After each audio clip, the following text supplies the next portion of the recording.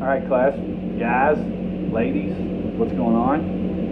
This is our video for today, multiplying with scientific notation. These are the notes and the examples that'll get you through the day 5 assignment. I want you to do just like you do in class. I'm going to go through the notes, steps, and a couple examples for you. Basically, there are 4 steps to multiplying with scientific notation. If you want to pause, go get some paper, but I want you to write these down.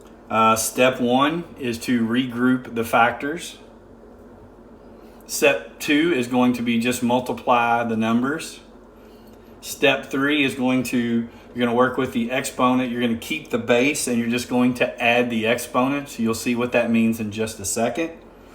And lastly, the last step, you're just going to rewrite the problem and keep it in proper scientific notation.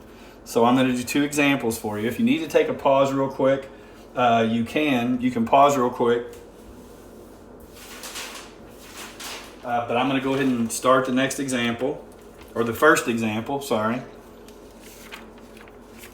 So our first example is going to be 2.2 times, you know what, I'm going to use dots the whole time, times 10 to the third times 3.1 times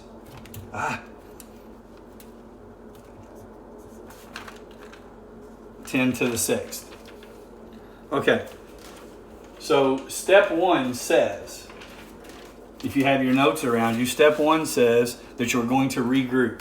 And what we're going to do is put these things together. It's almost like a combining like terms kind of thing. We're going to do 2.2 times 3.1. We can do this because the commutative rule of multiplication says we can move things around anywhere we want.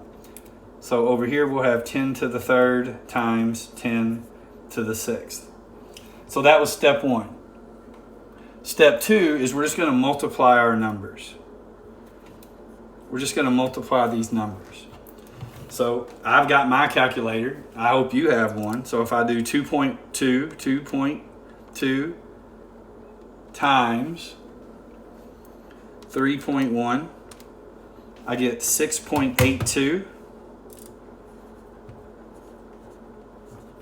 times, and over here we're going to keep our base, okay? So step 3 is to keep the base and add the exponent. So we're going to keep our base over here and we're going to add our exponents, 3 plus 6. And that's all I need you to do on that side. Just simple addition of the exponents. Keep the base at 10. We're going to be learning this in our laws of exponents next week. The last step is just to rewrite the whole problem, 6.82 times 10, and then we're going to go ahead and add our exponents, 10 to the ninth. Since this is in proper scientific notation, we have a number between 1 and 10, 6.82 times 10 to the ninth. That tells us what this would be written in scientific notation. And it keeps us from having to rewrite the numbers really big, multiply them, and then do scientific notation process to that. It really just speeds this up. I'm going to do one more example for you, which is kind of a special case example. We're going to see what would happen if we got to the end and our answer was not in proper scientific notation. So my example, we're going to do 2.1 times 10 to the negative fourth times 5 times 10 to the negative sixth. Gotta get used to using these dots. Quit making fun of me, Trenton. Alright, here we go, big brain. Alright, so our first step is to regroup. So we're going to write 2.1 times 5 times 10 to the negative fourth times 10 to the negative sixth. That's our first step, regrouping. We're just putting things together, organizing them in their little groups that are the same. So if I do next, multiply my numbers, 2.1 times 5 is 10.5. Somebody might see a problem already. times 10 to the negative 4 plus negative 6. Okay, so that was our step 3. We kept the base, and we're going to add our exponent. So now we're going to rewrite our problem.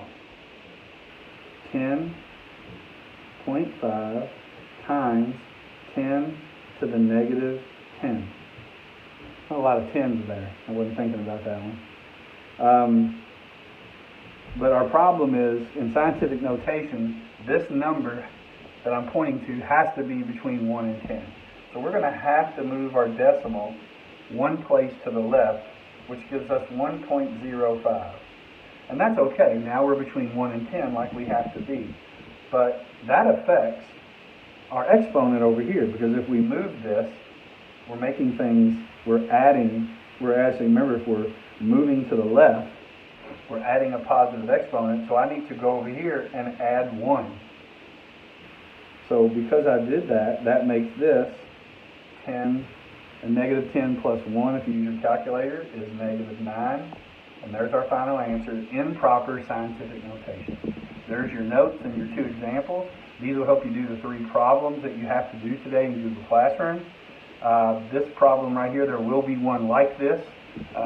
Also, watch the notes. I'm going to give bonus points for anyone that can take pictures of their work and send them to me. I will give bonus points. Thank you. Have a great day, guys.